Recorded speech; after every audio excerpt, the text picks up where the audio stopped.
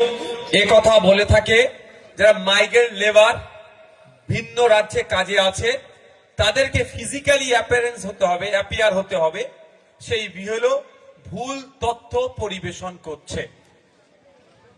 আমি আপনাদের জানিয়ে রাখি মিডিয়ার মাধ্যমে, যারা পরিযায়ী শ্রমিক আছেন তাদের উদ্দেশ্যে আমার বার্তা যে আপনারা নয়, আপনাদের পরিবর্তে আপনাদের পরিবারের 18 বছরের ঊর্ধ্বে কোনো মেম্বার গিয়ে আপনার ফর্মটা সাবমিট করতে পারে।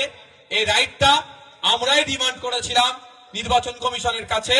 আপনারা দেখবেন নির্বাচন কমিশনের পক্ষ থেকে এই সার্কুলার দেওয়া হয়েছে। সুতরাং যারা ভিন্ন রাজ্যে কাজে আছেন তারা আতঙ্কিত হবেন না, আপনারা ওখানে থাকুন। আমাদের দুটো প্রস্তাব ছিল, হয় তাদেরকে পরিবারের লোককে দিয়ে হিয়ারিং কমপ্লিট করতে হবে, অন্যথায় ভার্চুয়াল হিয়ারিং করতে হবে। এই আমাদের দুটো প্রস্তাব ছিল। ভার্চুয়াল হিয়ারিংটা এখন অ্যালাউ হয়নি, কিন্তু আপনারা জেনে রাখুন তারা তাদের পরিবারের কেউ গেলে সেটা হয়ে যাবে। তবে একটা ফর্ম আছে, ফর্মটা ফিল আপ করে নিয়ে আপনাকে যেতে হবে।